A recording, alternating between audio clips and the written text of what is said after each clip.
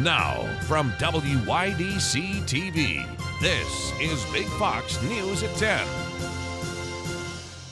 Good evening. Health officials are providing an update on the latest response to the spread of the Omicron variant impacting the country right now. On Tuesday, the U.S. set a single-day record of new COVID infections with 441,000 reported. Lucas Tomlinson has the latest from Washington. Right now, we're seeing a huge number of cases, and we may even see more. The CDC director saying what many Americans already see for themselves, and that's led to long lines for COVID testing around the country. This week, the CDC shortened their recommended isolation and quarantine period from 10 days to 5, and that's led to some confusion. Today, Dr. Rochelle Walensky said most people simply cannot quarantine for 10 days, and those who test positive are mostly contagious in the first few days. If you're only going to isolate for a certain period of time, we want to make sure you're doing so when you're maximally infectious. Business leaders hope this move will help ease staffing shortages. Some argue the decision should have been made much earlier. If only we had implemented these new guidelines 2 to 3 weeks ago. We now see football games being canceled, universities being closed, schools being, referring back to remote learning. The Biden administration has ordered 500 million at-home tests, but they are not expected until early January. I have young kids who are going to be back in school in New York City. I hope that kids are able to get tested there, and for that matter, all across the country. With the U.S. still battling coronavirus, there's also growing concern from health officials about the flu. A growing number of states are already reporting high to very high rates of seasonal influenza. In Washington, Lucas Tomlinson, Fox News. As the Omicron variant spreads, hospitals are seeing more pediatric patients. Across the nation, overall pediatric hospitalizations are averaging 260 a day. That's a 30% increase from last week. Nationwide, 23% of children are vaccinated. Children under 5 do not yet qualify for the shot. Despite the rise in numbers, health officials say overall, Omicron is not more severe for children. Health officials stand by increasing vaccinations for kids to prevent the rising spread. A jury in New York federal court has found Ghislaine Maxwell guilty on 5 of 6 counts related to her role in Jeffrey Epstein's sexual abuse of minor girls between 1994 and 2004. Maxwell was found guilty today of 5 federal charges: sex trafficking of a minor, transporting a minor with the intent to engage in criminal sexual activity, and 3 related counts of conspiracy. She was acquitted on the charge of enticing a minor to travel to engage in illegal sex acts. Maxwell faces up to 65 years in prison. Confetti test, check. Count down with us from 5, 4, 3, 2, 1. Happy New Year! Organizers of the annual Times Square New Year's Eve celebration held not 1 but 2 test runs today for the big confetti drop, tossing handfuls of multicolored confetti from atop the Hard Rock Cafe marquee. On New Year's Eve, 1.5 tons of confetti will be released at midnight in Times Square. 3,000 pounds of that confetti will have written messages from people who submitted them to the New Year's Eve wishing wall. This year's Times Square celebration will be scaled back due to the COVID surge. Only about 15,000 people, as opposed to the usual 58,000, will be allowed to pack Times Square to watch the ball drop, and everyone will have to wear a mask. For those of you who want to stay up to catch live coverage from this year's New Year's Eve iconic ball drop from Times Square, we will be showing the celebration on our social media pages and website.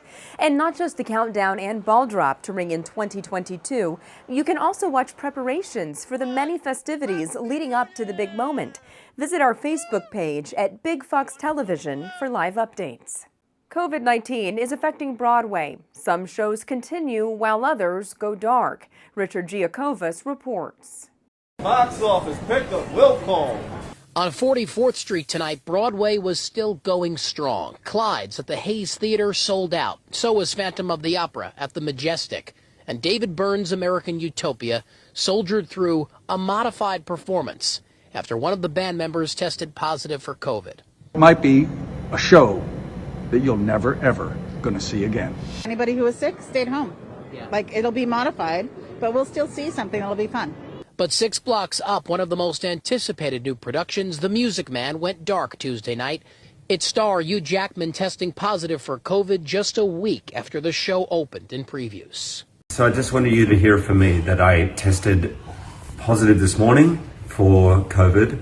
All performances of The Music Man were postponed through Saturday. The musical Six also canceling performances through Thursday after a COVID outbreak among its company. Ain't Too Proud, meanwhile, is ending its Broadway run in 3 weeks. The show has been temporarily closed due to breakthrough cases, but did resume performances tonight. We're from London, and unfortunately, COVID in London is just as bad as here in New York. It was only 3 months ago before the Great White Way reopened its doors after a 1.5-year-long shutdown. The hope is that they don't have to do it again. And for theater lovers, they're going to keep supporting for as long as they can. Theater lifts our spirits, our hearts in New York City. It is part of who we are. It's part of the public story of conversations we have on the subways and on the buses. New York's theater and museums are what keep the pulse running. So I encourage people to come out, mask up. The sports world is mourning the death of a gridiron giant. Following the news, football legend John Madden has died. Martha McCallum takes a look back at Madden's life.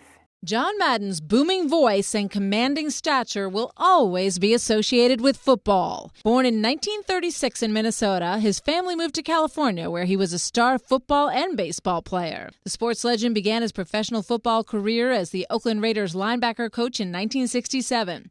2 years later, the 32-year-old Madden became the youngest head coach in the American Football League. In 10 seasons, he led the Raiders to 8 playoff appearances and 1 Super Bowl title in 1977. He retired in 1979 and quickly transitioned to the broadcast booth, winning 13 Emmy Awards while working on all 4 networks. Now they're really mixing it up in there.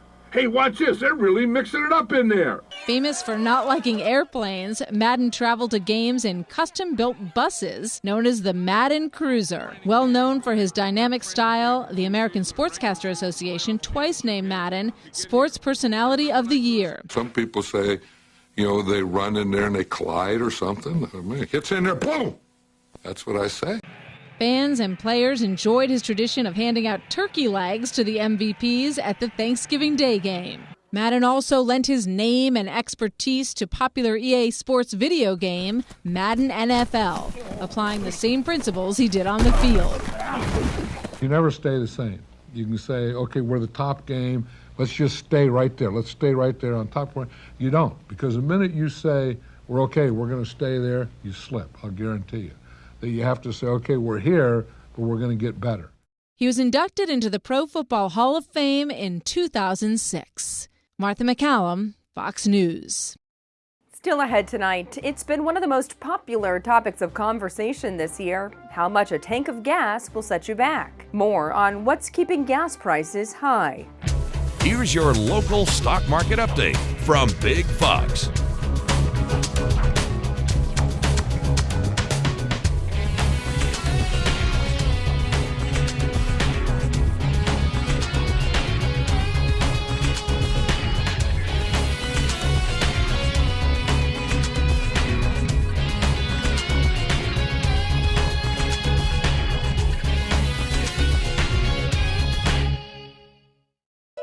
Now, your Twin Tiers forecast from Big Fox.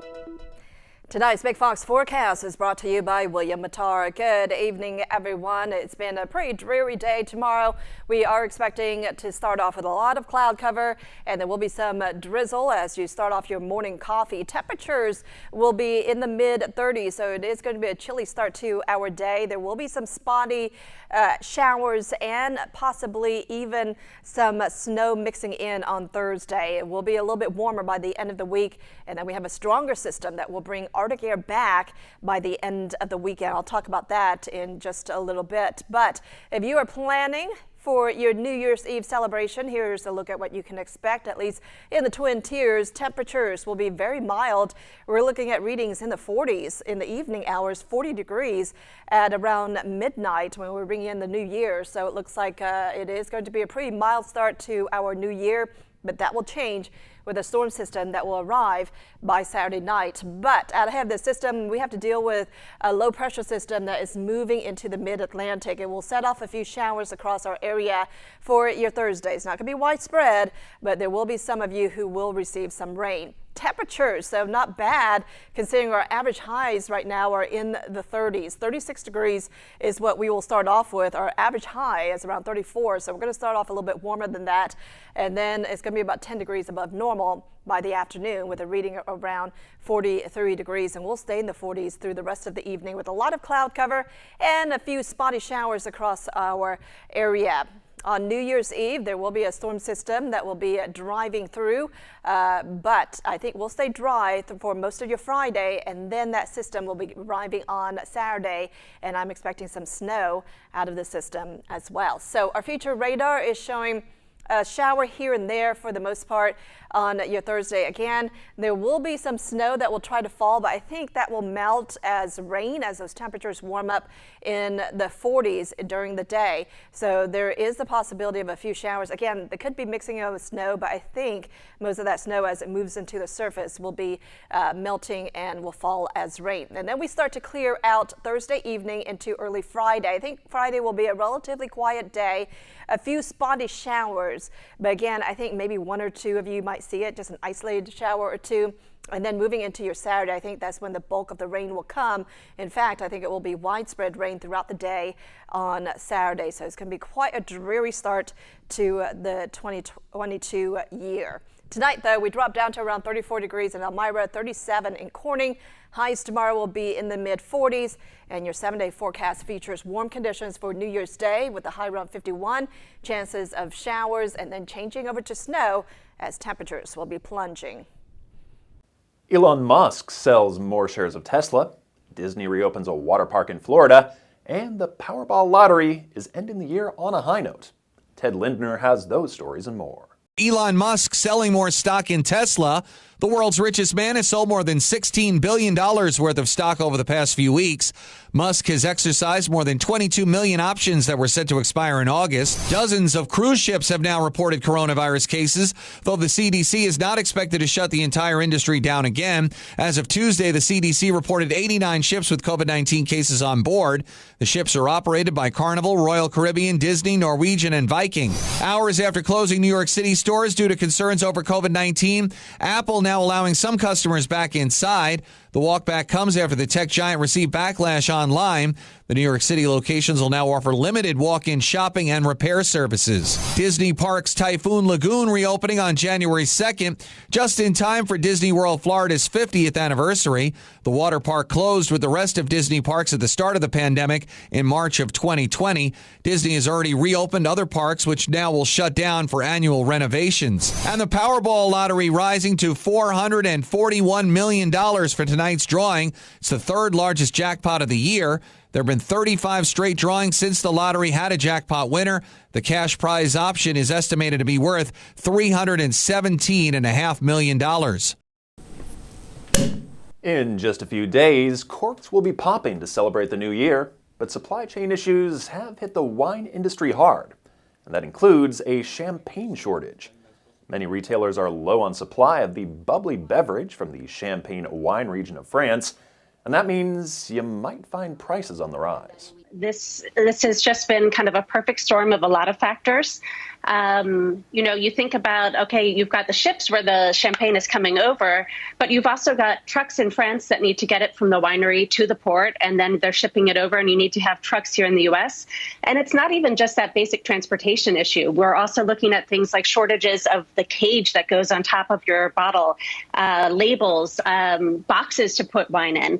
So, you put that all together with the huge increase in demand we've seen for champagne this year, for other sparkling wines, and of course the holiday season. And it could be tough to find some of your favorite labels this year. Rough harvests and booming demand are also playing roles in this year's champagne shortage. Sparkling wines are made in countries around the world, though, and shoppers can check store shelves for producers from the United States. Shoppers in the U.S. are expected to return $112 to $114 billion worth of merchandise that was purchased for the holiday season. And if you were wondering, yes, that is a record. The estimate comes from B-Stock Solutions, which manages liquidation for Walmart, Costco, and others. Many companies started promotions as early as September to spread out the impact of labor shortages and those supply chain logjams. Apple, Saks Fifth Avenue, Nike, and others have extended the return periods to 60 or even 90 days. And in some cases, retailers are paying shipping costs, cleaning fees, and for repackaging. It's been a common topic of conversation this year: how much a tank of gas will set you back.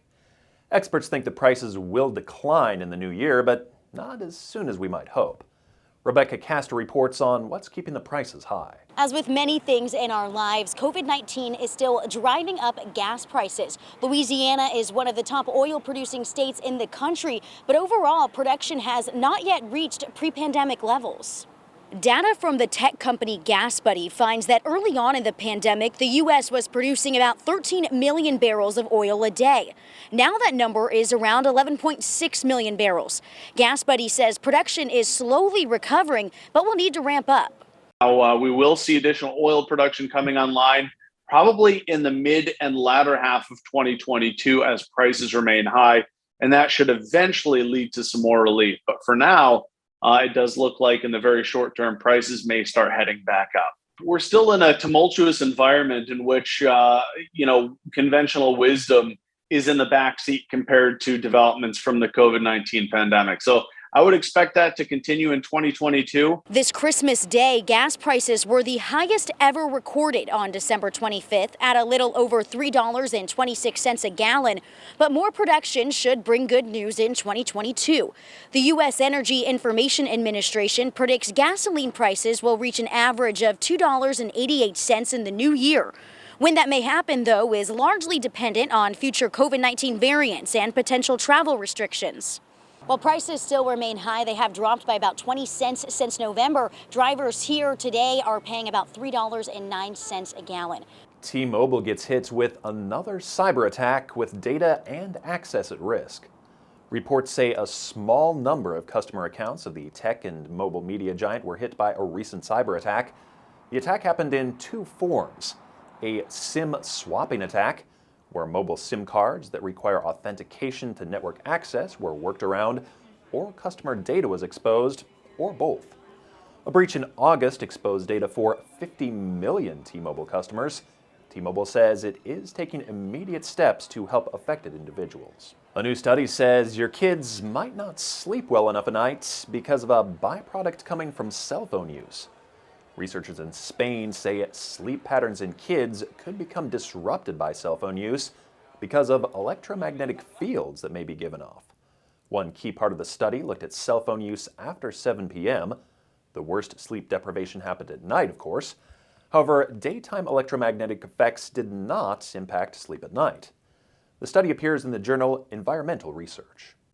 A new study is shining lights on the religious decline in America. Marianne Rafferty has more on that and why some Catholic churches are recruiting priests from Africa to serve in America. A recent study from the Pew Research Center finds Americans are becoming less religious, with 30% of all U.S. adults now identifying as either atheists or agnostics. But getting more people into pews isn't the only problem. According to the Associated Press, the Catholic Church is seeing a decline in the number of people becoming spiritual leaders. We are experiencing a shortage of priests currently. And the issue is causing some dioceses to outsource priests, recruiting ones from countries in Africa to preach here in the States instead. They have been an enormous help to us. But the transition can come with a little shell shock for these international priests. I see myself in this rural country. It was like, where am I? What am I doing? Still, many say the love people have for their God is what inspires them to stay. Initially, I did not feel like I want to, be here. But when I look at the faith of the people, to be honest with you, I say I want to serve. As for the parishioners, many are enjoying the different perspectives being brought to their services from these priests abroad. He brings a lot of his culture in explaining the scripture.